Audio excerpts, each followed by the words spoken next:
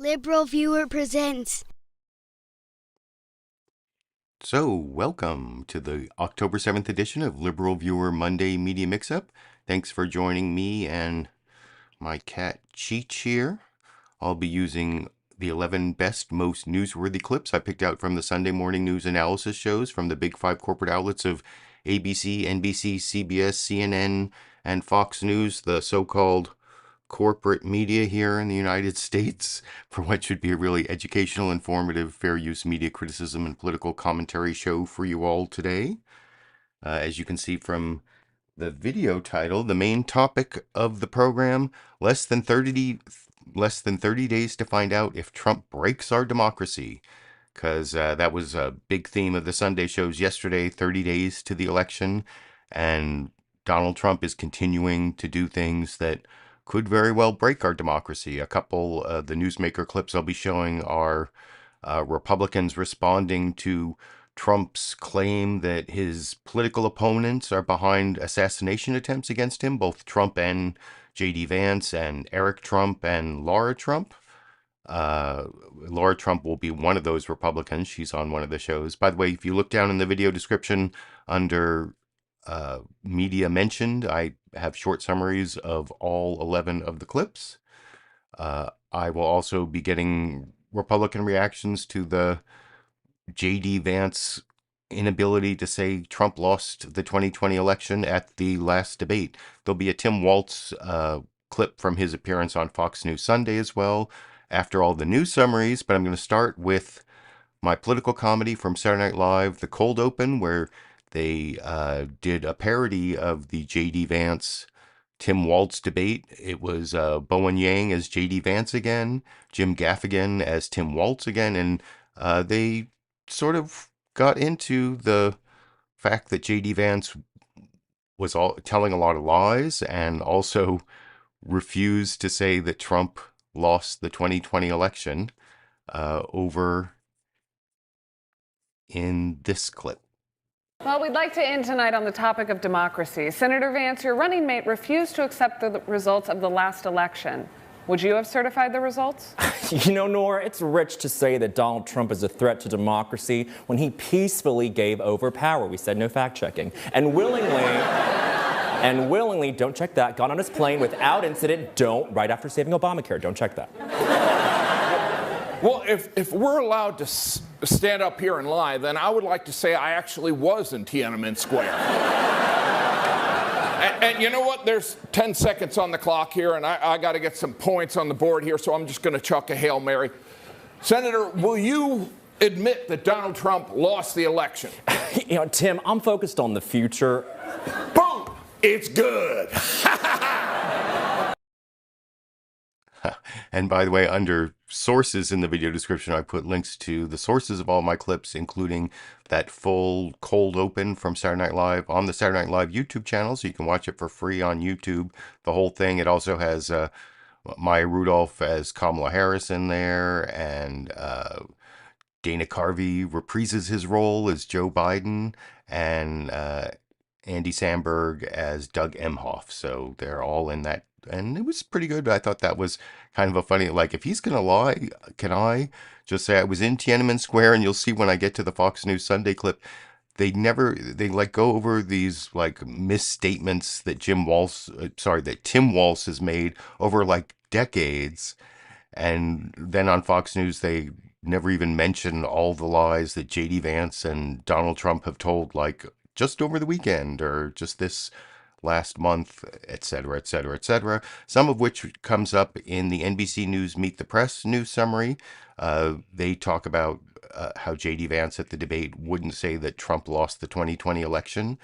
And there's a whole bunch of other news coverage here from Kristen Welker at the beginning. Then they again do their extended segment with Steve Kornacki looking at one of the polls.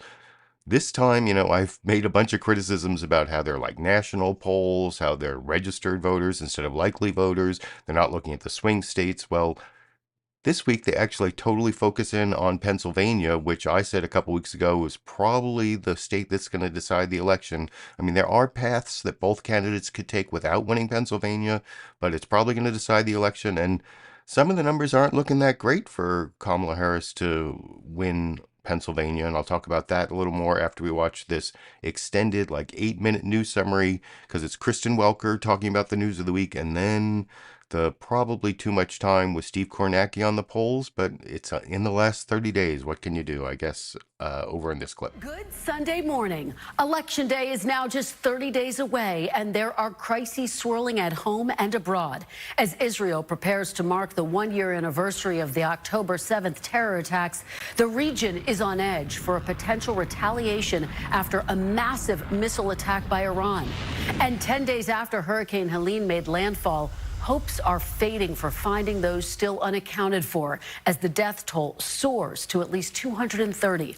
Vice President Kamala Harris touching down in Charlotte, North Carolina on Saturday, visiting a resource donation center.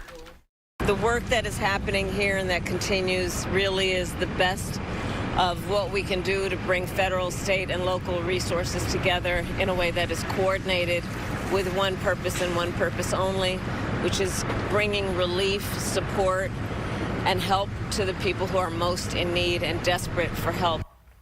Meanwhile, in battleground Pennsylvania, former President Trump made a dramatic return to Butler, the place where a gunman tried to assassinate him nearly 3 months ago.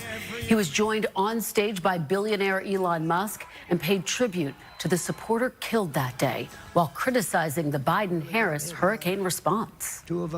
This is a Katrina for them. This is one of the worst. They say it's the worst job ever done on helping people through the ravages of a hurricane. And just a month before Mr. Trump is on the ballot again, the former president's effort to overturn his election loss 4 years ago is back in focus. On Tuesday, Mr. Trump's running mate, JD Vance, refused to say during the vice presidential debate that the former president lost the 2020 election. Did he lose the 2020 election? Tim, I'm focused on the future. Did Kamala Harris censor Americans from speaking their mind in the wake of the 2020 COVID situation? That is a damning non-answer. On Wednesday, a federal judge unsealed a filing in the election interference case against Mr. Trump. In the brief, special counsel Jack Smith argues Mr. Trump is not immune from prosecution for his efforts to overturn the 2020 election, saying he was acting as a candidate. Mr. Trump criticized the release as a political act. This was a weaponization of government, and that's why it was released 30 days before the election. They rigged the election. I didn't rig the election. They rigged the election. Now, as a reminder, former President Trump and his allies brought more than 60 legal challenges after the 2020 election in an effort to overturn it. Nearly all of the cases were dropped or dismissed due to a lack of evidence. In a striking display on Thursday, former Republican Congresswoman Liz Cheney campaigned for Vice President Harris. Donald Trump was willing to sacrifice our Capitol to allow law enforcement officers to be beaten and brutalized in his name and to violate the law and the Constitution in order to seize power for himself. I don't care if you are a Democrat or a Republican or an independent. That is depravity, and we must never become numb to it. And on Friday, in a surprise visit to the White House briefing room, his first in office, President Biden shared concerns about election violence. Do you have confidence that it will be a free and fair election and that it will be peaceful? I'm confident it'll be free and fair. I don't know whether it will be peaceful. The things that Trump has said and the things that he said last time out when he didn't like the outcome of the election were very dangerous. Former President Trump will return to Pennsylvania later this week, and former President Obama will kick off a battleground state blitz for Vice President Harris on Thursday, also in the Keystone State. I'm joined now by national political correspondent Steve Kornacki with the latest on the state of the race. Steve, break it down for us. Yeah, Kristen, let's start big picture nationally here. We've been tracking this week to week the average of all of the major national polls. Kamala Harris continuing with that 3-point advantage in the average over Donald Trump. But of course, Donald Trump lost the popular vote in each of the last 2 times he ran for president. And one of those times in 2016, he was still able to win through the Electoral College. So let's take a closer look then at the states, at the 7 core battleground states. Again, you're looking at our poll averages in here. The headline obviously continues to be it's very close everywhere. But one thing to draw your attention to when you talk about Trump being in Pennsylvania, Obama coming in there, all of the attention from Trump's standpoint in terms of an efficient path to 270 electoral votes, it would look something like this. If Trump gets Georgia, okay, where he leads in the poll average by 1.5 points, if he gets North Carolina, where is literally tied in the polls right now, and where Trump won in 2020, the only one of these battleground states Trump carried 4 years ago, then all Trump would need on top of Georgia and North Carolina would be Pennsylvania, where Harris does have a small lead in the averages now.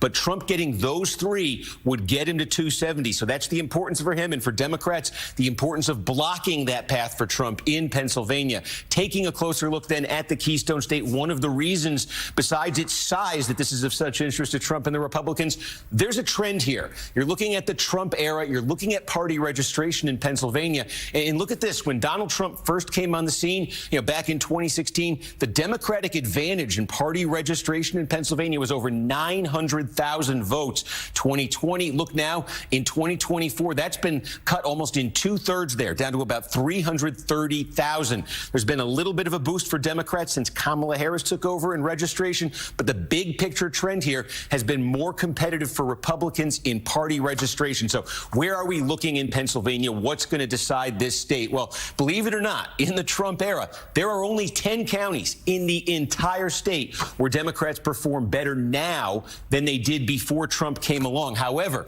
some of these counties are very big. Focus on these 4 collar counties right outside Philadelphia: Delaware, Chester, Montgomery, Bucks. More than 1/5 of the vote statewide is going to come out of there. And look what's been happening here. Last pre-Trump election in these collar counties outside Philly, Democrats won them. Obama won by 9 points, about 120,000 votes. Look what happened in 2020. Almost a 20-point Democratic margin, nearly a 300,000 vote margin. This is where the Democrats have been growing. Suburbs, places with lots of concentrations of high college degrees. Can Harris do even better in those collar counties? That's critical for her. And then from Trump's standpoint, there's a lot of rural counties in the state that have gotten redder, small rural counties. But let's talk about this collection here. Some people call this the Latino belt of Pennsylvania. These are counties that have some small, mid-sized cities with rapidly growing Latino populations. And we've been talking about Trump improving relative to 2020 and 2016 among Hispanic voters. Well, you can see it. Here are some of the cities in Pennsylvania. Reading, Pennsylvania, it's 70% Latino. Now, it was overwhelmingly Democratic in 2020. Joe Biden won by 45 points. But look at that. That's down almost 20 points from 2012. Hazleton, Pennsylvania, more than 60% Hispanic. In 2012, Democrats won it narrowly. It's now a double-digit Trump place. Allentown, it has come down 10 points in its margin for Democrats. Can Trump grow new support in the Latino counties, the emerging Latino counties with large populations of Latino voters in Pennsylvania? That's a key from his campaign standpoint to the state, to the Keystone State, Kristen. Well, key questions as we continue to keep our eyes on the Keystone State. Steve Kornacki, thank you so much. You got it. And joining me now is Republican Senator Tom Cotton of Arkansas. And I will have some cross-examination of Senator Tom Cotton by Kristen Welker. If you're looking down in your clip list in the video description, that's clip 8. But now we're moving on to clip 3. I pretty much pre-criticized that clip. I noticed it was pretty much split half and half. Kristen Welker doing a pretty good news summary. I forgot to mention she reported on the Jack Smith filings that were unsealed by Judge Chutkan in the D.C. Circuit, or the district court there, which that's kind of a big deal. There was some new bombshell information about Trump's callousness about his Vice President Mike Pence. So what if he's in danger, he said. And there are some other pretty nasty revelations about how Trump is going to break our democracy. If he's elected, certainly. And even if he's not elected, all the lies and the the rhetorical poison he's putting into our public discourse is going to make it very difficult to have a post-election period that is, without violence and without controversy, because he's not really going to accept the results of the election, even if he loses. I mean, that's the thing. Even when he won in 2016, he didn't accept that he lost the popular vote. He started this whole commission to look into voting irregularities in California, and then of course nothing came of it because he lost the popular vote both times he ran. He's almost definitely going to lose the popular vote. The question is he going to win Pennsylvania, North Carolina, and Georgia, like Steve Kornacki was just talking about? I thought those voter registration numbers were kind of interesting. I hadn't seen those before. That was worth talking about, how the Democratic registration advantage in Pennsylvania has gone from almost 1 million 2 cycles ago to now this cycle, their presidential election cycle, they're down to like 300 something thousand in their voter registration advantage, which is quite a drop in just those 8 years, and that's concerning. The stuff about Latinos at the end, you saw that last week when Steve Kornacki's poll was mostly focused on Latinos. Was it worth 4 minutes of the first 8 minutes of NBC News's Meet the Press? I don't think that much in depth. Looking at the crosstabs of a poll, even 30 days before an election, isn't really news. It's kind of interesting in some ways. I mean, some of those things are facts, but polls are not facts. And the real question is, who's underpolling? If it's going to be like it was in 2020, well, Trump underpolled in 2020, and so he's probably going to do a few points better than the polls are saying. But 2022, the midterms, it was like switched around, and Democrats did better than the polling. So is it going to be like a 2020 or a 2022? Only 2024 will tell, I guess. But now I'm going to move on to the Fox News Sunday news summary, where they have Griff Jenkins, who I criticized last week for making up this thing about criminal immigrants being released into, roaming free in America based on these bogus numbers that I talked about extensively last week. Well, Griff Jenkins is kind of spreading the criticism of the Biden administration response to Hurricane Helene in like North Carolina and Georgia and some of those hard-hit areas where you don't really actually expect hurricanes to do great damage, like up in the mountains, like hundreds of miles from the coast. But it was all the rain and the flooding, and it's a big problem. But I don't think politicizing it the way you see Griff Jenkins and Fox News and Donald Trump are doing it really helps anyone. And then they have Alexis McAdams, their reporter on the campaign trail in Butler, Pennsylvania, with Donald Trump reporting on that rally, never mentioning the whole thing about how he is claiming that the Democrats are behind his assassination attempt, along with Eric Trump and JD Vance. And well, you'll see that in a subsequent news summary, but I'll talk about that a little more after we watch the Fox News so-called news summary together over here. Hello from Fox News in Washington. We begin with some of your headlines today. Israel launching fresh airstrikes against Iran-backed Hezbollah militants in Beirut, Lebanon, and striking what it calls a Hamas command and control center embedded at a mosque housing displaced Palestinians in the Gaza Strip. Ukraine says Russia launched 87 attack drones and 4 missiles overnight, the majority of which air defense forces were able to shoot down. And forecasters are tracking Tropical Storm Milton in the Gulf of Mexico, predicting it could make landfall on Florida's west coast Wednesday as a Category 3 hurricane, adding to the misery for millions of Americans struggling to recover from Hurricane Helene. In a moment, our exclusive interview with Democratic Vice Presidential nominee Tim Walz. But first, team coverage of Helene's aftermath. Alexis McAdams has reaction from the campaign trail, and Griff Jenkins is on the ground in hard-hit western North Carolina. That's where we began. Griff, with you in Swannanoa, North Carolina. Yeah, good morning, Shannon. The devastation is simply unimaginable. There were roads out, bridges gone, and here in this area, a business ripped from its foundation. The river crested behind me at more than 25 feet. Entire communities like the one here in Swannanoa was essentially cut off. You can see from our Fox Flight drone team the magnitude of the destruction, which will take weeks, if not months, if not years, to rebuild. As of this morning, the death toll stands at more than 232 across 7 states. That number expected to rise. Nearly 500,000 remain without power as millions more try and pick up the pieces after this once-in-a-generation storm. It's devastating. I mean, this is just unreal, the way this has all happened. Damage is, catastrophic. I mean, it's 100% loss. It saddens me seeing them come down here sorting through their stuff every day. I mean, look at that. It saddens me.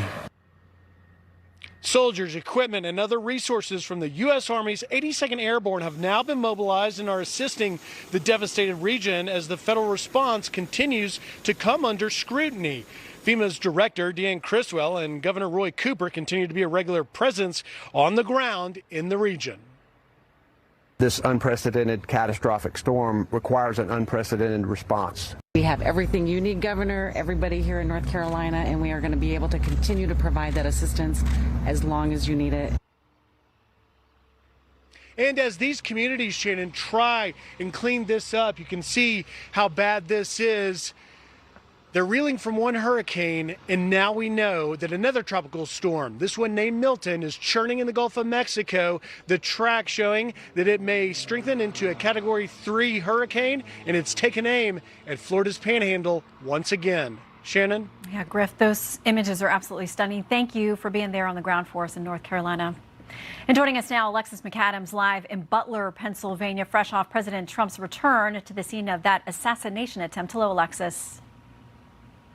Hi, Shannon. A very emotional weekend here in the battleground state of Pennsylvania as the former president took to that stage behind me in Butler in the same spot where he was nearly assassinated just 12 weeks ago. Now, with less than a month, if you can believe it, until the presidential election, both of these candidates are crisscrossing all of those states. You're going to put me right to work. No, come in. Vice President Kamala Harris back on the ground in North Carolina, her second visit to this state since it was ravaged by Hurricane Helene. I think that these moments of crisis bring out some of the best of who we can be and who we are. With the cleanup far from over, Vice President Harris has pledged ongoing federal support. But former President Trump has said the current administration has done a lousy job. They are doing the worst job on a hurricane that any administration has ever done. Both candidates focusing in on battleground states like Georgia. This week, Trump and the state's governor, Brian Kemp, putting their differences aside, making their first public appearance together since their 2020 rift. And in a triumphant return to Pennsylvania, the former president held another rally in Butler, standing in that same spot where he was nearly assassinated back in July. On this very ground, a cold-blooded assassin aimed to silence me. Honoring the life of Corey Compatore, who was shot and killed at that rally. Corey is not with us tonight, and he should be. Also joined on stage by Elon Musk, the Tesla CEO says he was astounded by Trump's bravery. We had one president who couldn't climb a flight of stairs, and another who was fist pumping after getting shot. On Friday, President Joe Biden making a stop in the White House briefing room, pointing out a positive jobs report and addressing the averted dock workers strike, though recent polls show Harris is still struggling with the union vote. And Democrats also bringing out their star power, former President Barack Obama kicking off a swing state blitz. And as tensions in the Middle East, Shannon, continue to rise, foreign policy is sitting in the national spotlight this election. We know Vice President Kamala Harris has been back in battleground Michigan talking with leaders there in the community, Arab leaders specifically, about her plan, she says, to end the war in Gaza, as former President Trump, who's been a strong supporter of Israel, is going to honor the lives of those who were killed on October 7th, tomorrow, on that anniversary. Shannon. Alexis McAdams reporting from Pennsylvania. Alexis, thank you very much. Joining us now, Democratic vice presidential nominee, Minnesota Governor Tim Walz. And I will have like the last minute of that interview with Tim Walz, where they go over some of his misstatements. Notice they talked about Trump's rally in Butler, Pennsylvania. Nothing about any of his misstatements. The whole like blaming the Democrats for the assassination attempts, which was not at all covered there. I don't think that was even mentioned anywhere on all of Fox News Sunday. They never mentioned that. There was only one mention of JD Vance not being willing to say that Trump lost the 2020 election, and that's in the Tim Walz clip that I'll show you. That's clip number 9 if you're following along on the clip list down in the video description. But now I'm going to move on to the next news summary, CBS News Face the Nation, where Margaret Brennan actually does show you the misstatements or Trump blaming his political opponents for assassination attempts at that Butler, Pennsylvania rally that Fox News failed to report. They also, of course, focus in on CBS. When this is a bias that all the corporate outlets have, is if they have like an exclusive story, then that's going to be bigger news than it really should be. Well, they give you a little excerpt of Kamala Harris appearing on 60 Minutes, which that should be broadcasting for me sometime in about an hour on a special Monday night edition of 60 Minutes. And you'll see a little excerpt of that, plus lies from Donald Trump over in this news summary from Margaret Brennan, CBS News Face the Nation. Good morning and welcome to Face the Nation. As we begin this broadcast, the airstrikes from Israel into Gaza and southern Beirut are ongoing, and there is no end in sight to the war that is about to enter its second year. The question of just how effective U.S. leadership has been and potentially would be in a new administration when it comes to Israel is one raised frequently on the campaign trail. For a special election edition of 60 Minutes that will air Monday, our Bill Whitaker sat down with Vice President Harris and asked her about U.S. influence with Israeli Prime Minister Benjamin Netanyahu. We supply Israel with billions of dollars in military aid. And yet Prime Minister Netanyahu seems to be charting his own course. The Biden-Harris administration has pressed him to agree to a ceasefire. He's resisted. You urged him not to go into Lebanon. He went in anyway. He has promised to make Iran pay for the missile attack, and that has the potential of expanding the war. Does the U.S. have no sway over Prime Minister Netanyahu? The aid that we have given Israel allowed Israel to defend itself against 200 ballistic missiles that were just meant to attack the Israelis and the people of Israel. And when we think about the threat that Hamas, Hezbollah presents, Iran, I think that it is without any question our imperative to do what we can to allow Israel to defend itself against those kinds of attacks.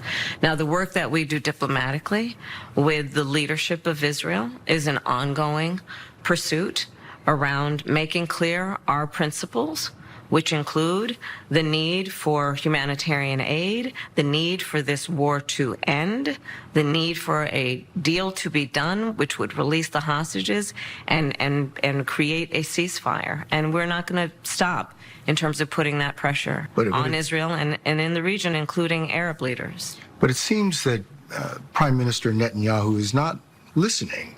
Well, Bill, the work that we have done has resulted in a number of movements in that region by Israel that were very much prompted by or a result of many things, including our advocacy for what needs to happen in the region. Do we have a real close ally in Prime Minister Netanyahu? I think, with all due respect, the better question is, do we have an important alliance between the American people and the Israeli people? And the answer to that question is yes.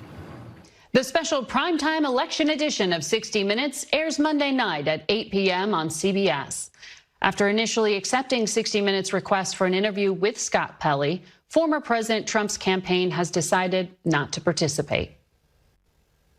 Yesterday, former President Trump held a campaign rally in Butler, Pennsylvania, 3 months after he was injured in the assassination attempt that killed retired firefighter Corey Comparator and injured 2 other attendees. Mr. Trump paid tribute to the victims and thanked first responders and Secret Service agents who protected him on July 13th.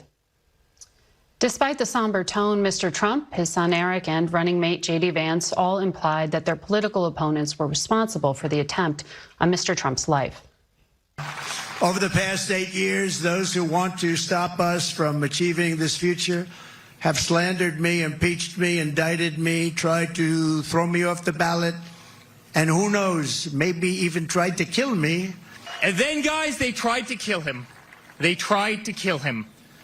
And it's because the Democratic Party, they can't do anything right. They can't do anything right. To Kamala Harris, how dare you talk about threats to democracy? Donald Trump took a bullet for democracy. What the hell have you done? We turn now to the chairman of the House Intelligence Committee, Ohio Republican Mike Turner. And I will have a clip of Representative Mike Turner, a Republican, responding to those clips that they just showed. And kudos to CBS News Face the Nation for showing the clip of Donald Trump, Eric Trump, and JD Vance all making the implication that the Democrats are trying to kill Donald Trump, which is baseless as far as I can tell, and didn't show up at all on Fox News Sunday. I did think that maybe, like I said before I showed the clip, that CBS News spent too long on the Kamala Harris clip just because it was exclusive to 60 Minutes. I don't know if it had that much information in it or new information in it. I mean, it was kind of an interesting answer to about Benjamin Netanyahu being an ally of the United States and how, well, the American people and the Israeli people are allies is the important thing. That's I don't know. It's a pretty good political spin, but I don't know. I don't know if that's going to thread the needle that Kamala Harris has to thread on being a supporter of Israel for that part of the party and those voters, but also being cognizant of the problems of the Palestinian people that are really important to a large part of the Democratic base. We'll see if that threads the needle. I don't know if it does, but I want to move on to the next news summary here. ABC's This Week with George Stephanopoulos, and they have their Rachel McAdams in Butler, Pennsylvania, who's like Alexis McAdams. Do I have that right? Are they both? I don't think they're related, but wasn't it Alexis McAdams was on Fox News, and now it's Rachel McAdams on ABC, both in Butler, Pennsylvania. But ABC actually gives a much more journalistic reporting on blaming the political opponents for the assassination attempts. ABC also covers the Jack Smith filing, which was not covered in the news summary on Fox News Sunday, of course, was briefly mentioned at the in the very last panel discussion, at the very end of the panel discussion, mostly about how it was election interference, except Juan Williams at one point saying, well, we've got a guy who tried to overthrow the last election, almost winning, running neck and neck to win this one. That's crazy. Which is true. So, and somebody said it on Fox News all the way at the end, but not in the news summary as they did on ABC's This Week with George Stephanopoulos. George Stephanopoulos, Rachel McAdams, unless I screwed that up, over in this clip. Good morning and welcome to This Week. 30 days until the final votes, this presidential race is as tight as can be across the country and in that handful of states where both campaigns are focusing their time and money. What will determine the outcome? Impossible to know right now. Will there be an October surprise or the surprise of no surprise? Which side will do a better job of mobilizing their most loyal supporters? What new information, if any, will sway that sliver of undecided voters who could tip the election either way? This weekend, Kamala Harris was with storm victims in North Carolina. Donald Trump returned to the scene of his first assassination attempt in Pennsylvania. Rachel Scott was there. She starts us off. Good morning, Rachel. George, good morning to you. Donald Trump making his return to Butler, Pennsylvania, using the attempt on his life as a rallying cry for his supporters, even going so far as to suggest his political rivals are responsible, something the FBI has found no evidence of. Donald Trump and Kamala Harris entering the final 30-day sprint to the November election with the race virtually tied. Fight, fight, fight. As both candidates work to win over voters in the 7 battleground states, Trump returned to Butler, Pennsylvania, and the exact rally location where he narrowly dodged a would-be assassin's bullet. We love Pennsylvania, and as I was saying,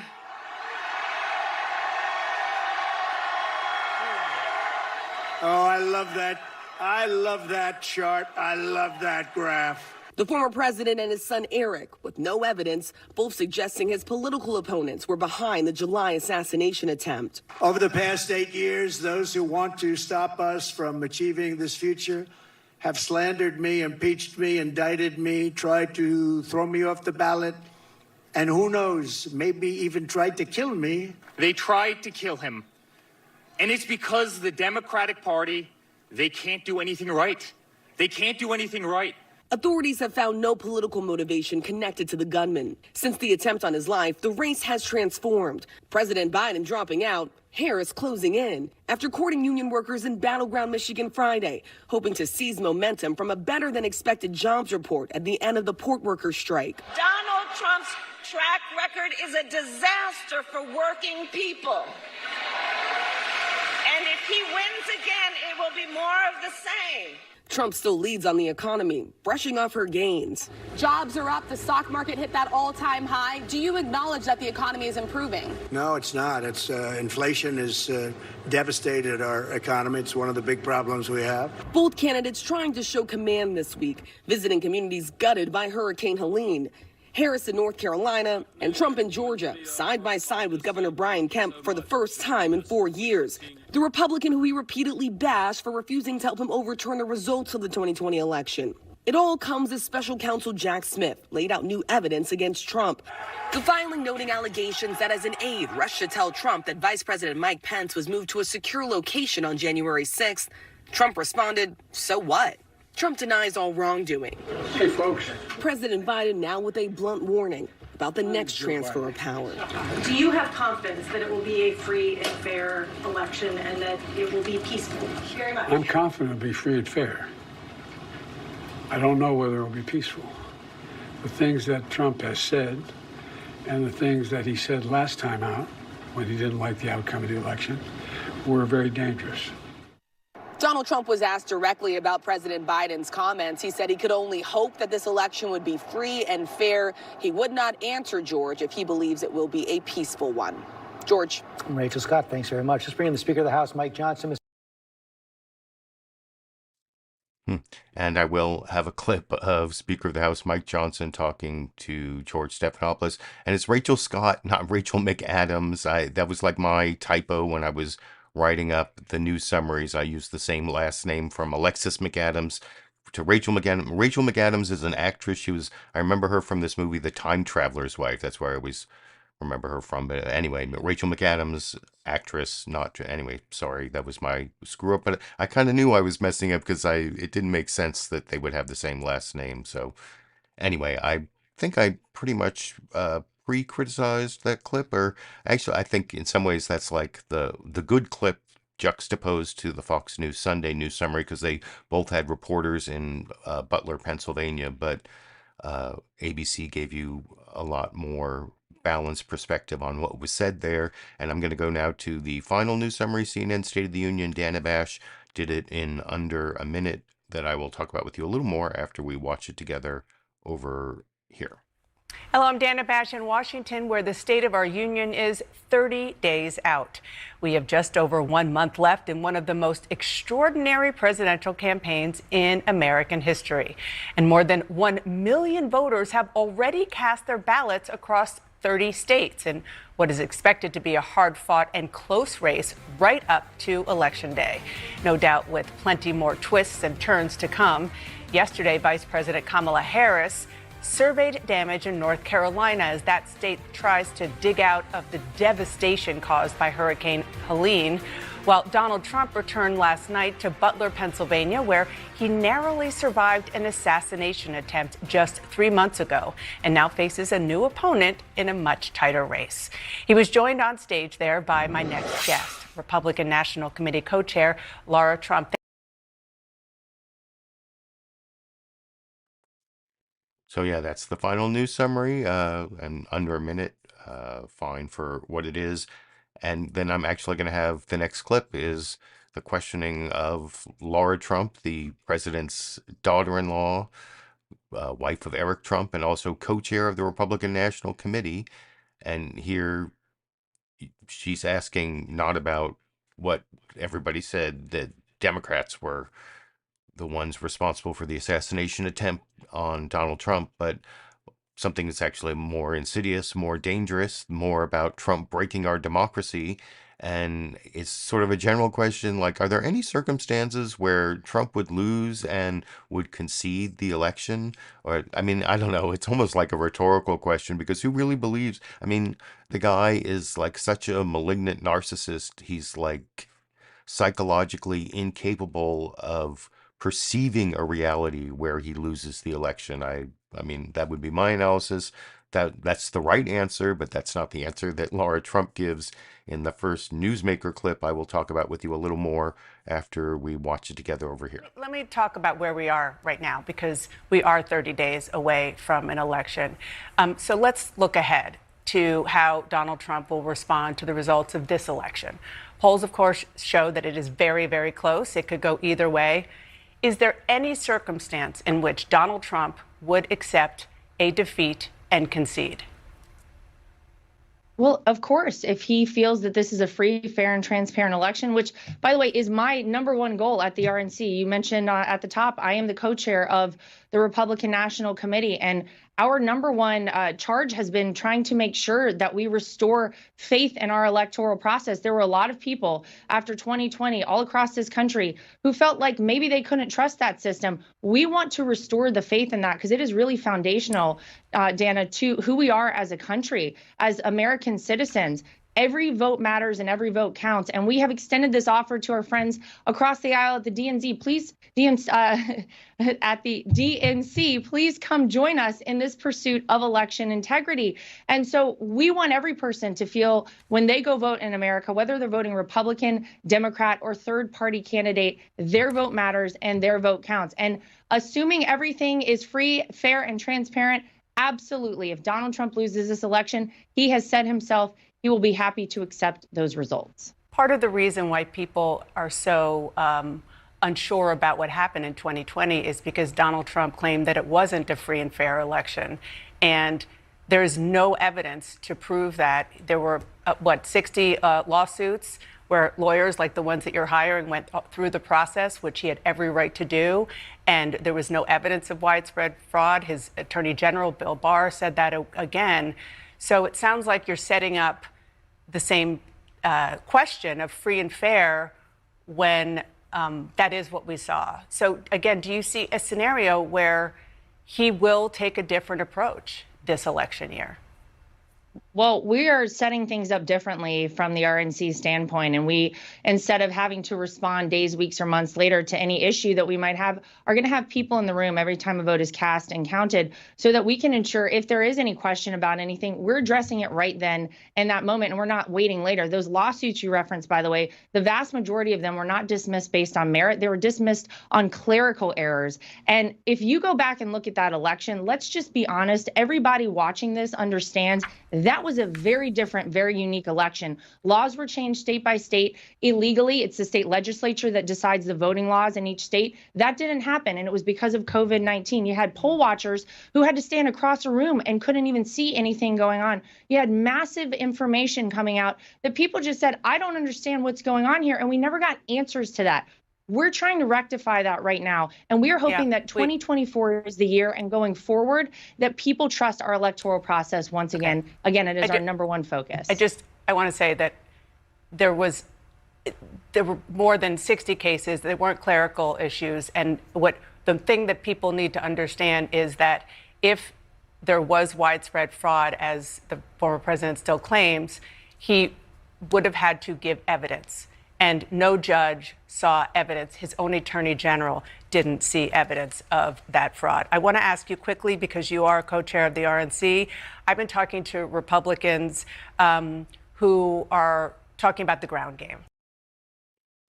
And I kept it playing for the follow-up question there because Dana Bash did do some fact-checking there about the election laws, not clerical error and 60 cases and no evidence of fraud. So that was all good. There was some good fact-checking by Dana Bash there. She did not fact-check one thing Lara Trump said that I hear from Republicans all the time, and it's kind of a pet peeve of mine because it's totally bogus.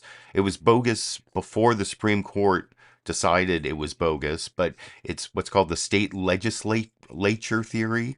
They had this weird theory that only because of the way it was written in the Constitution, that only state legislatures had the power to decide state election laws.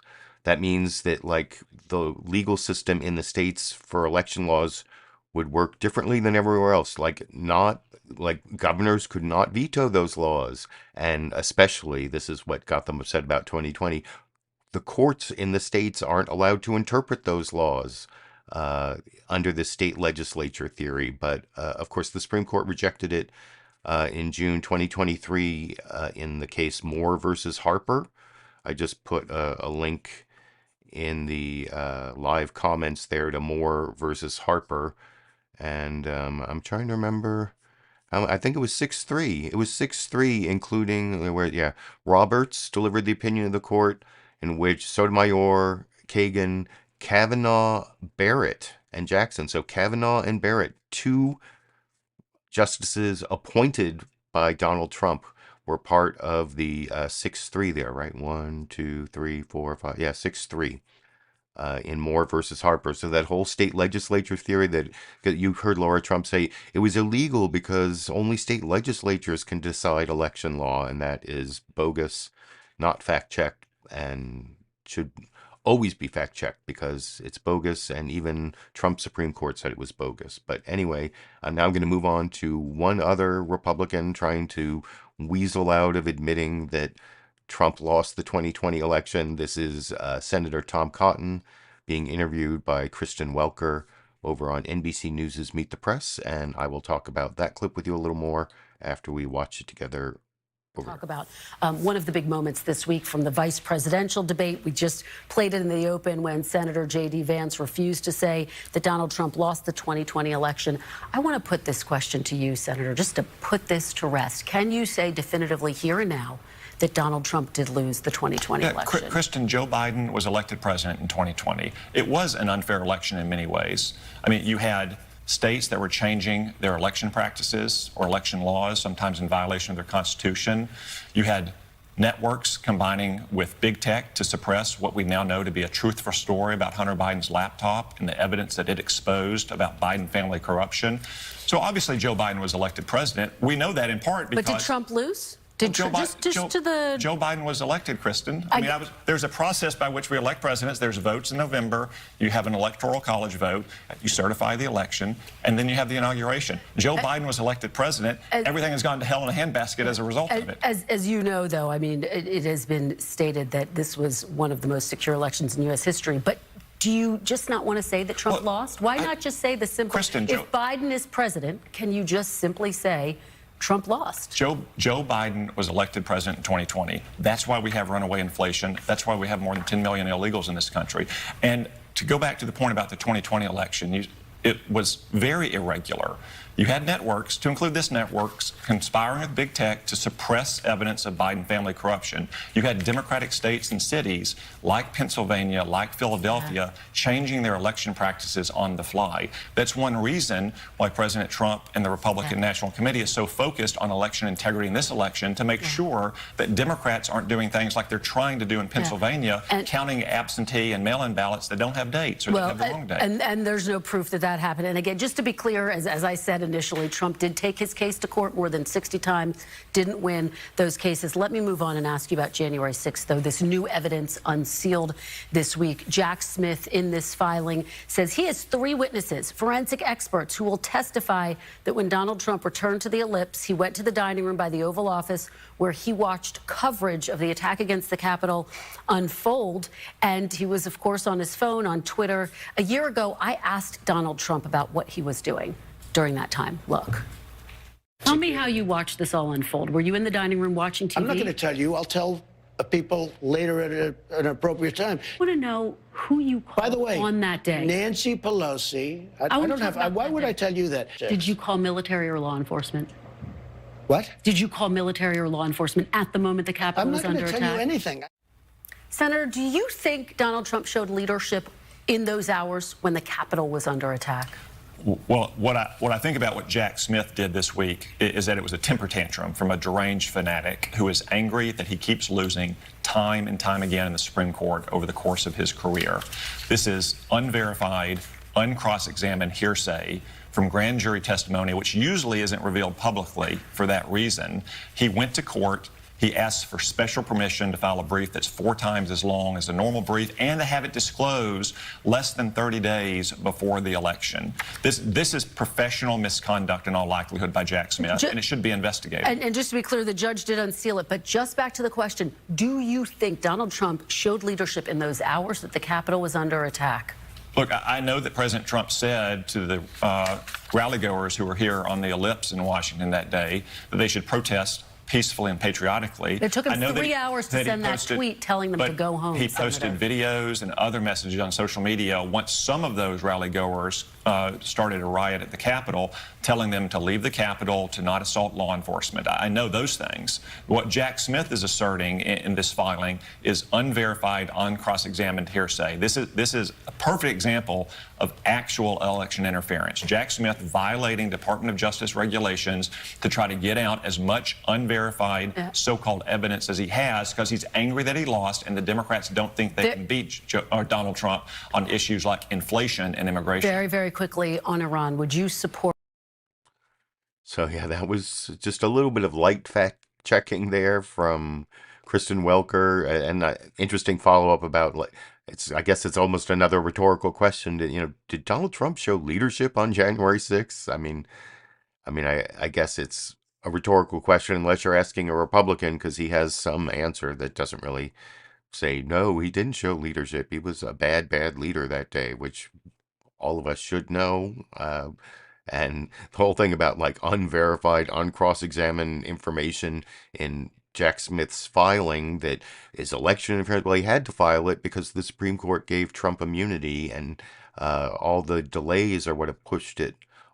All the Trump-instigated delays are what have pushed it so late, so that there's not even going to be a trial on it before the election. And I mean, that's really the travesty, not the fact that some information was unsealed in the 60 days before the election, which actually doesn't violate any regulation.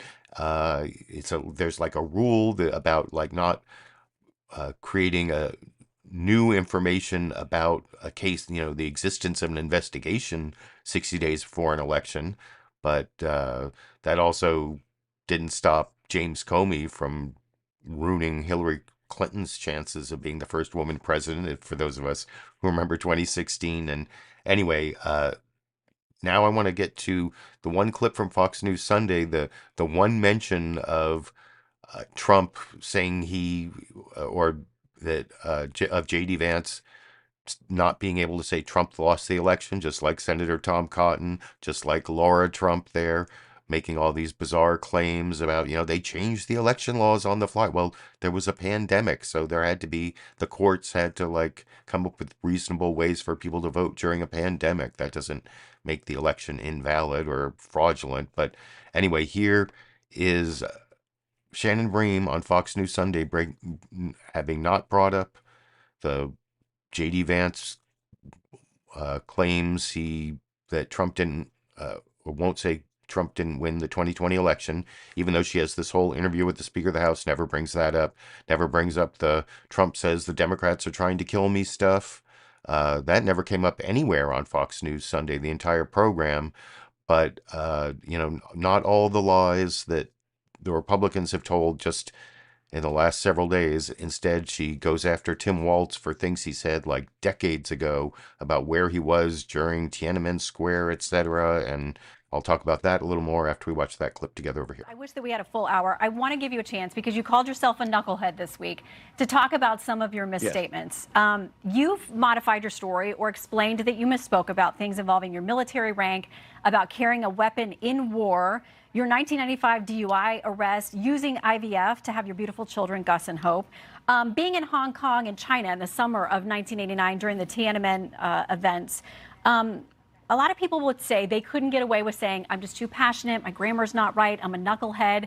What do you say to the American people who think, I don't know that I can trust this guy with all those modifications to be the potential commander-in-chief of this country?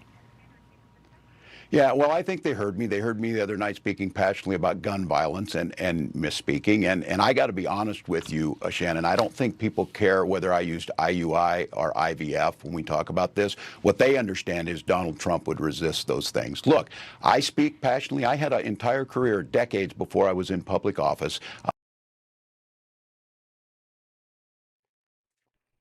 I screwed up that clip somehow, but I might be able to fix it while I'm showing you the next clip here.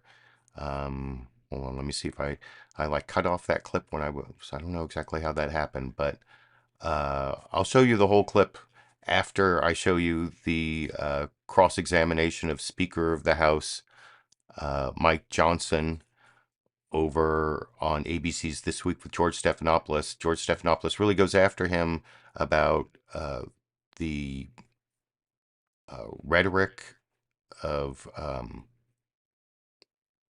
Trump and his family suggesting that Democrats are behind the effort to assassinate Trump.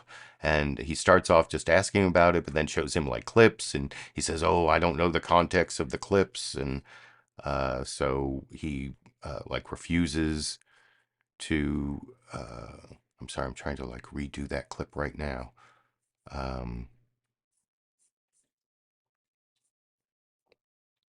Yeah, there it is. How did I like screw that up so that it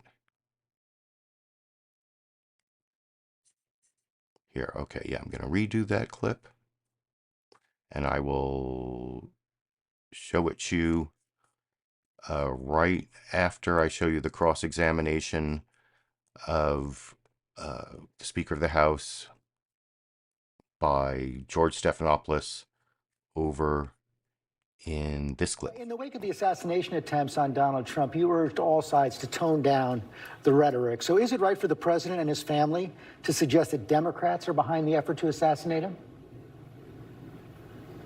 I just saw the clip. I was at an event in Texas last night, so I didn't watch all the remarks from Pennsylvania. I will tell you, I talked to President Trump right after it, and he was pleased. They had a massive crowd there and a lot of enthusiasm and energy. But I didn't hear all the comments. I don't know the context. The clip that I just heard that you just played there, George, I don't think they're saying that the Democratic Party tried an assassination attempt. I think what they're alluding to is what we've all been saying. They have got to turn the rhetoric down. For years now, the leading Democrats in this country, the highest elected officials and the current nominee for president, have gone out and said that Donald Trump is a threat to democracy, that, you know, the republic will end if he's reelected. It's absolute nonsense.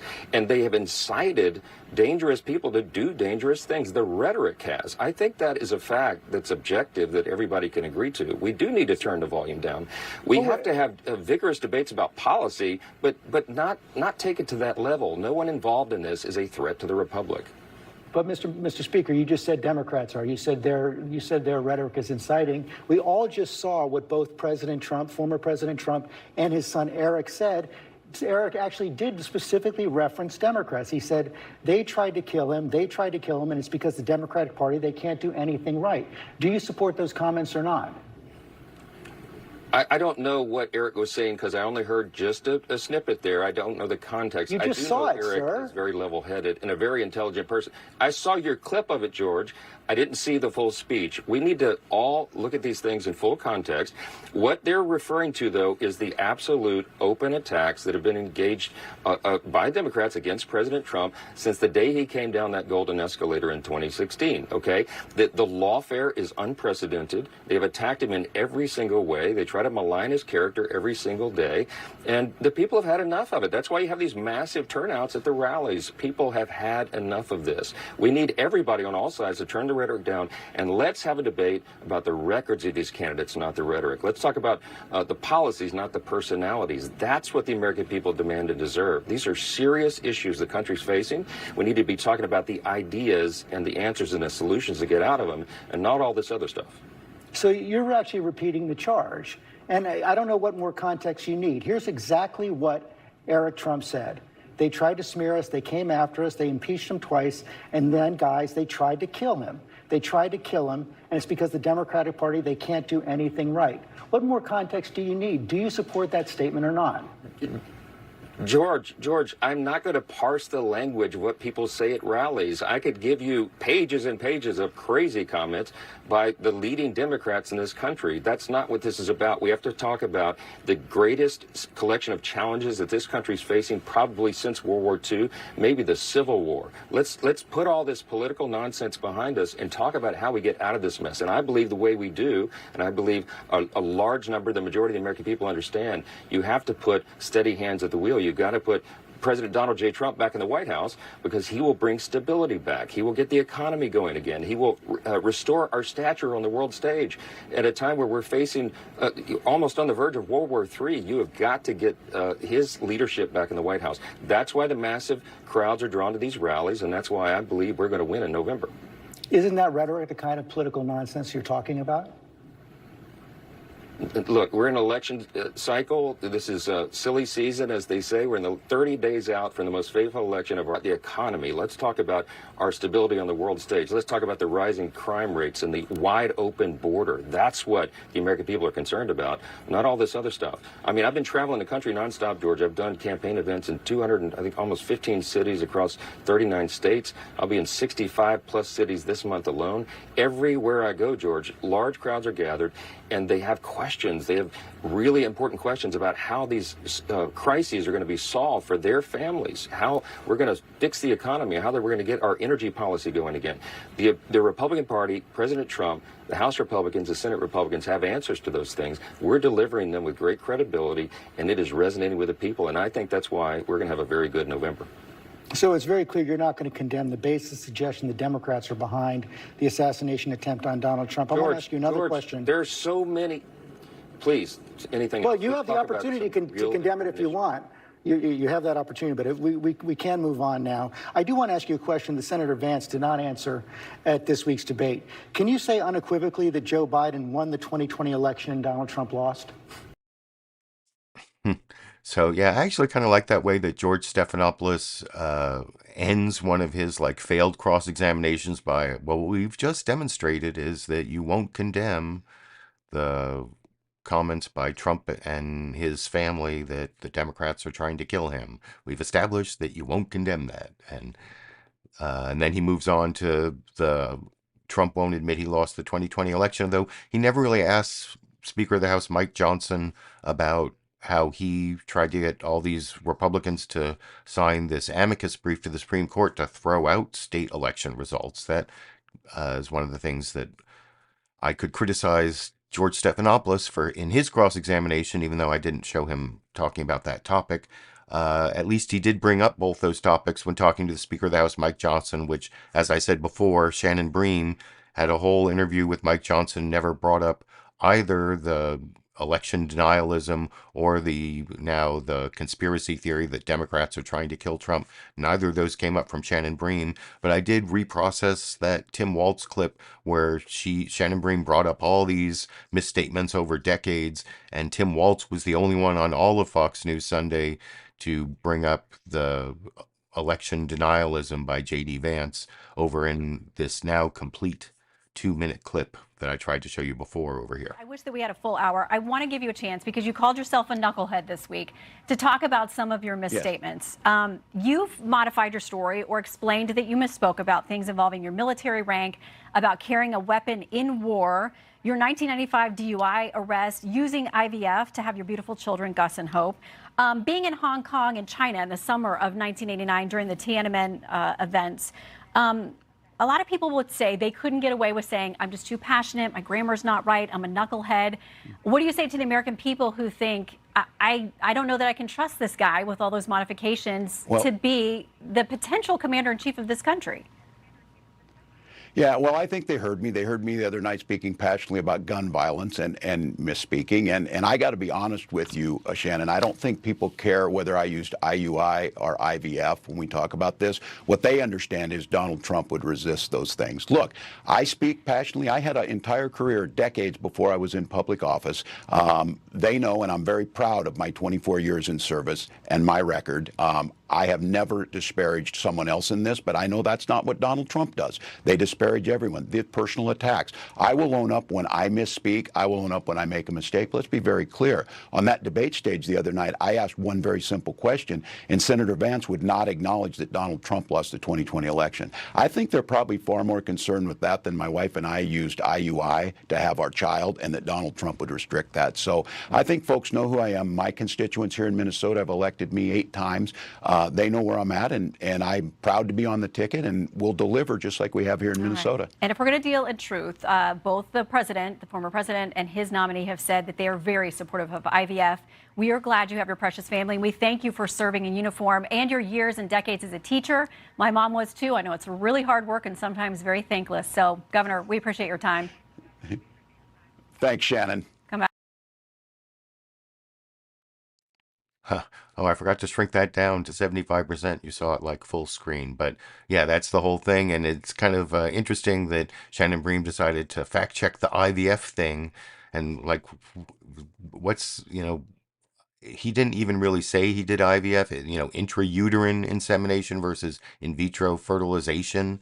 Does that mean that if Trump is the fertilization king, that Tim Walz is the insemination king? I don't know, because IUI and IVF, or I think that was like a weird thing that happened at the Trump-Harris debate. But anyway, that was shown out of order because I messed it up to begin with. I did reprocess it there, and Shannon Bream did try to have like a nice positive moment there, about his beautiful IUI family. But I think, I was saying it's interesting she fact-checked the IVF thing, but didn't fact-check him on the election denialism thing. Shouldn't she have vociferously said, but Trump didn't lose the 2020 election? Now, I think Fox News has already had to pay enough money on that one, so maybe they don't fact-check that one anymore, but at least not that way.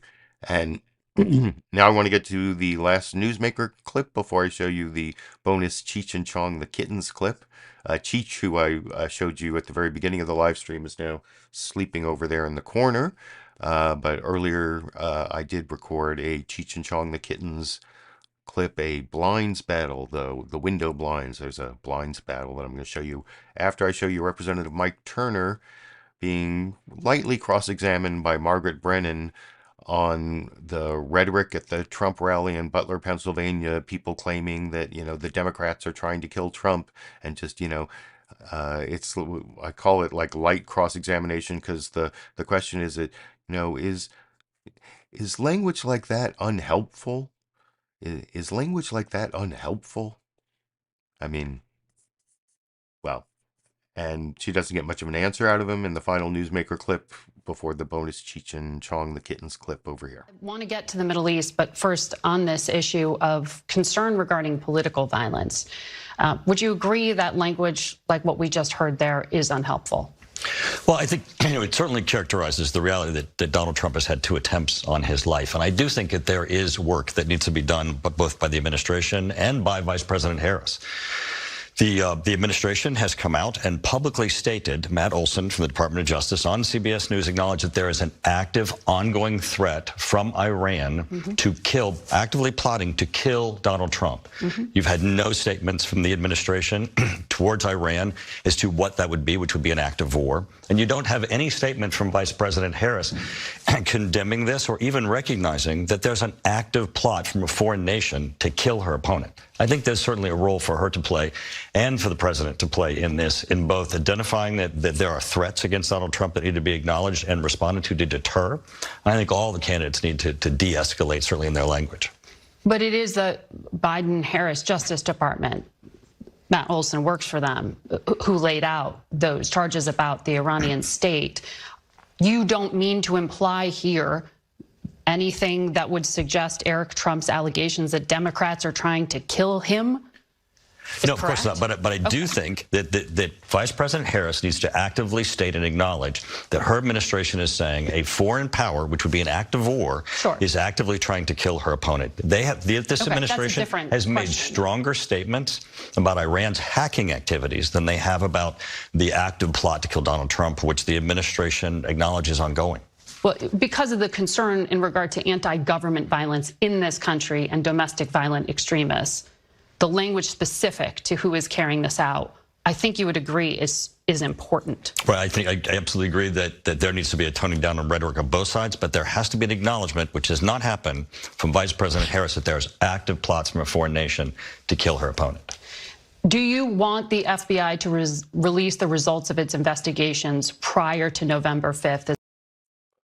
Yeah, and that was the end of Margaret Brennan's cross-examination on that topic. And I don't know, it was a deceitful pivot, but I mean, I guess you got to give him credit for sticking to his pivot where, the question is, should Donald Trump stop blaming Democrats for trying to kill him? And, well, Democrats have to state more publicly that Iran is trying to kill Donald Trump, and that's a really bad thing. Well, but should Donald Trump stop saying Democrats are trying to kill him?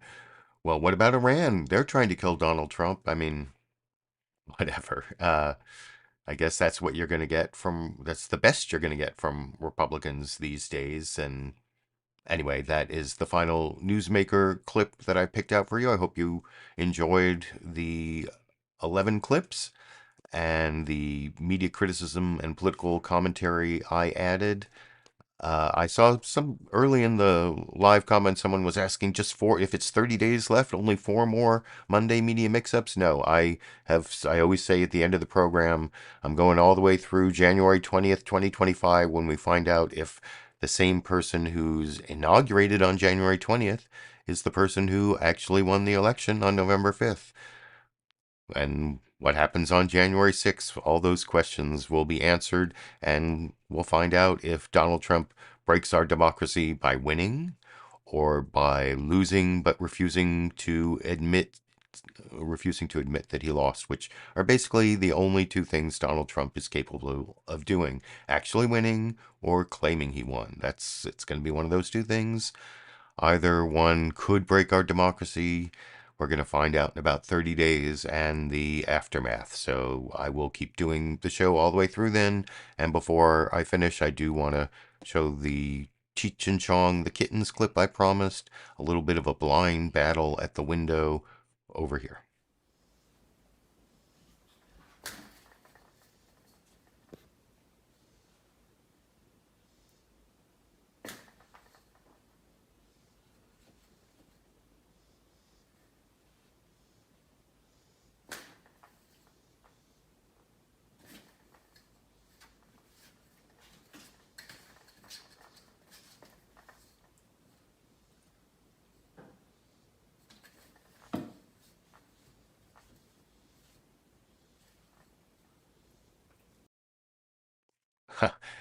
And that's kind of a follow-up to a clip I showed a couple weeks ago where I was talking about how I think Cheech on the outside that you could see and Chong behind the blinds. I think Chong is smarter than Cheech because Chong can open shutters. Cheech can go up there after Chong opens it. Chong much more easily figures out how to get behind the blinds. I don't think Cheech can do it himself, only when Chong holds it open and has he ever get behind the blinds. So yeah, that I think it's just another example of Chong is smarter than Cheech, an ongoing series of evidence. But anyway, I hope you enjoyed that clip. The rest of the clips, I'll be back next Monday, every Monday through January 2025. As I said, I will probably be uploading a video that's going to go live like maybe Friday sometime about this whole sheriff oversight board thing that I've been working on. It's more than half finished, and I'm just waiting to see when the agenda comes out for the meeting of that commission, which is on October 15th. It'll come out like Thursday or Friday. And anyway, but there will be an edited, produced video, like maybe around 10 minutes long, give or take a couple minutes, about some of my local activism on a jail death crisis in Sacramento and sheriff oversight. So I look forward to that as well. So I'll hopefully be premiering that video over the weekend, and then I'll see you next Monday. And other than that, I guess I will be seeing all of you around the internet.